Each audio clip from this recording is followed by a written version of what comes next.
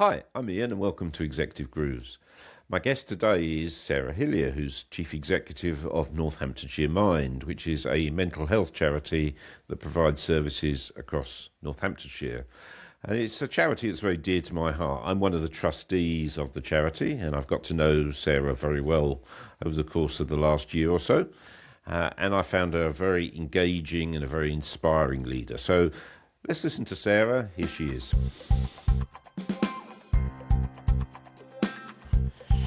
Hi, Sarah, and welcome to Executive Grooves. Hello, Ian. Great to see you. Let's wind back the Executive Grooves tape a little bit to those years when you were a teenager. Oh, wow. Full of angst. Yeah. What sort of music did you listen to? I had quite a wide and varied selection that I listened to because now when I look back, I think about it was probably quite mood dependent. So I love lyrics.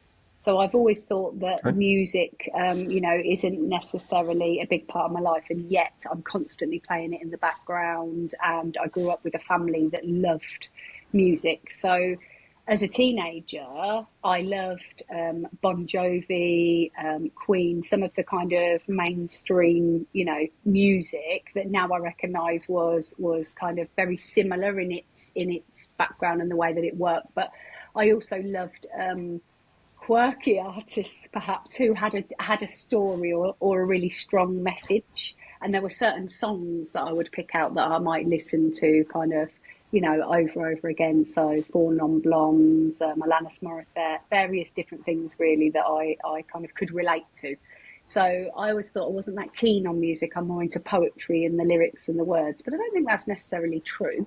And because I grew up around a dad that loved Motown and Diana Ross and ska, and grandparents that played the Drifters and the Beatles, and I've always had music in my life. So yeah, it's quite. If you look at my playlist, it's very eclectic. So there you were, listening to all those bands, Queen, Bon Yeah, Jovi, High yeah, Energy, yeah. Bit of New Kids and on the Block just before that, yeah. And then nowadays you are the Chief Executive of Northamptonshire Mind. So how did that Yeah. happen? Do you know what, Ian? I'm not really sure. And that sounds daft, doesn't it? I never had a plan as a younger person to go into leadership. It wasn't something that I kind of aspired towards. I wanted to do a job that I knew would make a difference. So I started in practice. I started in youth and community work and delivering support services myself. I always had. And what would happen is that I would see something and I would think, that doesn't make sense to me. I'm not sure that we're doing that in a way that's best for either the people that we're serving or working with, or the client, the customer, the patient, whatever it might be. There's a much simpler way of doing that. And then I forgot that, hierarchy and structure and all those things are important. So I'd just tell everyone. And I think what happened was I was really fortunate in my career because people, once they'd told me off and reminded me to stay in my place, they would then say, have you thought about, management or leading services or designing services or doing something else? So I kind of laugh and think I fell into it a bit, as opposed to having a life goal to go out and lead an organisation. Really, that's where when I say I've been fortunate, I led in my early career on intuition and on gut and pattern recognition, spotting how you could encourage people to thrive. I believe happy and healthy teams, people who come to work and feel positive and motivated about what they're doing. And I appreciate not everybody can have that luxury. There are jobs that people do they might really, really, really struggle with or dislike. But it meant that I could lead successful teams. I had lower sickness and absence. I had higher levels of performance or productivity, whether that was a youth work team, whether that was contract management, working with, Ministry of Justice, whichever role I went into, what you just described there, that ability to be able to see how to motivate individuals or spot, direction of travel, whether that's from a social policy perspective or strategy, was really helpful and useful. And as you go through your career, you might undertake training and courses, and then I learned all the right words I'm an agile leader who is, able to deliver transformation. I'm an exceptional project manager, but put me in business as usual and I'm bored silly. So, yeah. I can see you're getting very animated. You obviously enjoy what you do, but I think it's a rare trait in a leader to focus that much time and insight into why your leadership style, your interactive style, just the way you deal with people, why that's more effective than maybe some other people. And I often wish more leaders would do that. You do that a lot.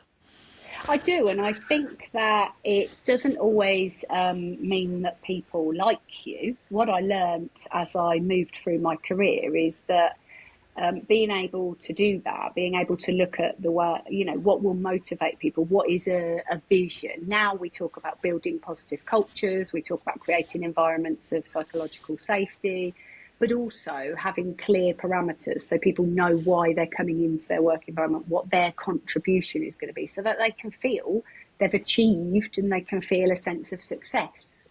Because that is a really important part of any business, charity, organisation. There isn't a single place that doesn't feel relevant, and people fascinate me. I'm fascinated by people. So yeah. I can see that. So you could work in any organisation as a leader. So why Northamptonshire Mind? I'm like, oh, why? Well, I know why. It's because in all the past roles that I've been in, they've all been about supporting individuals. So my background, my professional qualification is in youth and community work. So I work with young offenders, I work with those that have been excluded from school. I then moved my experience to families. I then started leading and designing services and looking at why lived experience, so involving people in the design is so important. So active engagement. And then I started to spot this pattern, and this pattern was it didn't matter which sector, area, environment I was in. What was having an impact on every part of people's lives was poor mental health or ongoing kind of, mental health issues, and the fact that we all seem to ignore them.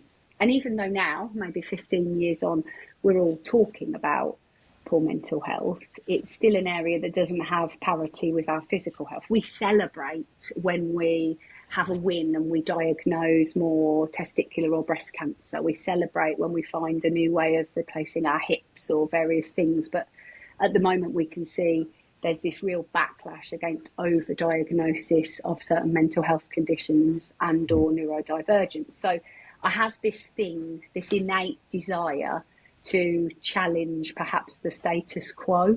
Some would call it oppositional defiance. I don't know, but I think that if we can all be healthy and happy, and the workplace actually as adults is our biggest opportunity really to be able to contribute to that beyond kind of family and community. So when the post came up and 4 smaller organisations were being kind of merged into one, I could see a real opportunity to carry on with that local delivery. So really supporting and helping people within the space and place and community they live, but also the opportunity to go out there and have that impact on designing the future for everyone that lives and works in Northamptonshire. And I'm quite lucky, the majority of my extended family do, my children, my Yeah. parents.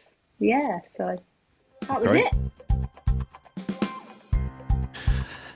So for those people listening to this that don't know Northamptonshire Mind, they've never come across them, tell us a little bit about what the organisation does, who it helps and why it helps them.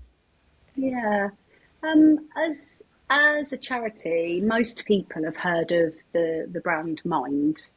It's an incredible organisation. So there is a national organisation, and then we are a federated member. So we're a charity with our own independent charity status, and we serve Northamptonshire. And so what that means is that we can lean into broader knowledge, training, skills, experience from a whole federation of 94 organisations, which is fantastic. I believe in hive thinking.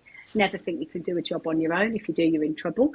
Yeah. And so there's that. But for us, what we do is we hold space, we listen, we support, we provide kind of advice, information, guidance, and we work with individuals to really think about where they might be in their life and why, you know, common mood disorder is kind of low mood, anxiety, depression, and that's prolific in the UK at the moment. So we know that a number of our citizens, 1 in 4, will struggle with that, and the services that we offer, both digitally and as I said, in the community. We have a building in towns across the county. And that means that people can kind of walk in and have somebody listen to them, support them, and work with them to think about what they might want and need to recover or to keep themselves kind of well and safe. And that can depend.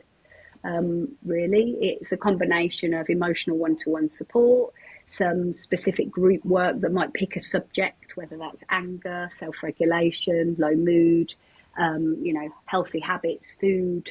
We have a whole combination. For those people who maybe think this is a group of volunteers that help people with mental health, is that the case, or are we professional? Are we related to the bigger health service? Yeah, and I think this is a really valid question. Thank you. I think that as an organisation, we have a whole host of employees. So we are a professionally run organisation with quality standards and accredited programmes. So our group work and our one-to-one work, our counselling provision is staffed by individuals who have a whole host of professional backgrounds, and that depends, as I said earlier, on the service and what the outcomes need to be. We also work very closely with communities and those individuals that want to volunteer and want to give their time, and some of those will have come through a recovery pathway. Some volunteer for us to do fundraising. Others might be retired psychotherapists that want to deliver and use their skills to kind of give back. So we are I would like to say we're a complex delivery model, but really we're a group of people who have got skills, qualifications and experiences related to supporting people to stay well.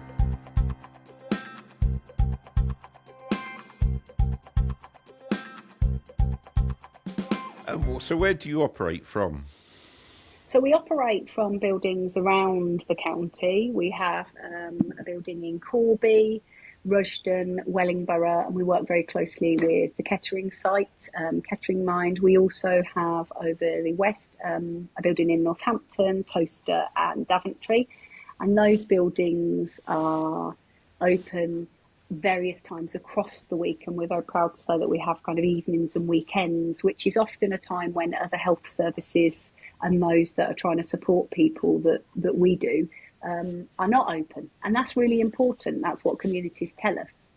You asked earlier as well about who and how. There's an assumption, I think, that only a certain kind of people use our services. So when we look at our data, our demographics are really, really varied.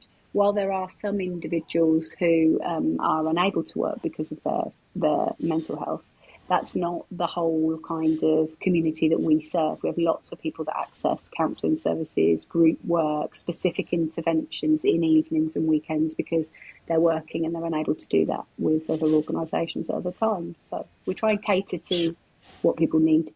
So could you give us a feel, ballpark of the scale? How many people a year would use your services? Crisis prevention cafes, which operate around the community, have around 3,000, last year 3,800 visitors. Our telephone service that we operate as part of the Integrated Response Hub, that is a partnership and joint contract commissioning with our NHFT colleagues, so that is linked directly into those kind of health services. That takes over 100,000 calls a year, and again that runs 24 hours a day. So bringing the two things together, so you're obviously a very experienced people leader, you're running Northamptonshire Mind, so that's a significant leadership role. What opportunities does that bring for you? What's different about this role to any that I've done before is it is very front facing. So in a number of my other roles, I've not really engaged in social media, delivered public speaking, been a visible leader. I don't know if that's the right term, but it can be quite exposing. So being a visible leader is I do need to be talking about public, about issues that are affecting the people that we serve, but also it gives me the opportunity to walk into spaces and rooms and be able to try and through that education, information, humour, thought leadership, however we want to kind of say it, I really do want to be able to challenge some of the stigma and help people to understand that there is still a lot of work for us to do as people to really kind of be much more compassionate, tolerant, supportive, and kinder to place our workforce and really help us to all think about people, other countries in the world, their citizens, their population are their priority in their decision making, in their planning, in the things that they do. And without going into, too much politics, I think sometimes we can be very solution focused. We concentrate on the product or the outcome or the profit as opposed to thinking about, the workforce perhaps. If you looked back now and you could give that teenager who's listening to Bon Jovi and Queen, if you could give them one piece of advice, what would it be? Stop and feel and think. Maybe sometimes just pause before jumping straight to solutions or action. There will be most leaders, I think, that will be able to give you one decision that they could look back on and go, I don't know if I did that from my feelings, as opposed to then allowing myself the time to reflect and work through. And use the people, the skills, the team that you've built around you to be able to check those things out. So, trust, maybe to the teenager, what I should say is trust yourself a little bit more and then work with those people around you. So I have one more question for you. So I know from working with you, you have a really tough job. It's quite long hours, quite stressful, and by nature, it's a difficult job. So what does Sarah do musically to relax, to recharge, to build up that inner reserve of strength? Well, I've learnt now. I always thought, I said to you earlier, I don't really like music that doesn't have words. And in the last kind of 5 years or so, I've realised that classical music or instrumentals of songs that I know very well are really good for keeping me on track when I'm having kind of desk-based days and things. So actually music's quite a handy tool for me, also for relaxation and to go to sleep. I'm also, over the last year and a half, I'm now a runner. I like to say this. I'm now middle-aged and smug. I started running to help with, my children leaving home and the need to get a bit physically fitter post-pandemic. And there's certain music that really does help me when I'm running to keep time, keep pace, and just really kind of focus on that link between, your brain and your body. And the music is really, really powerful for that. Sarah, it's been great talking to you. So thank you very much for your time. I hope you enjoyed it. I did. It was great. Well, a huge thank you to Sarah for taking the time to talk to us today. I hope you found that interesting. I certainly did. And I know that Sarah is a very passionate, very animated leader. And I know the effect that she has on the people she leads and on those people that the charity provides services to. If you do have any suggestions for other leaders that I could interview on Executive Grooves, just let me know, drop me a message, and I'll take care of the rest. And thank you for listening.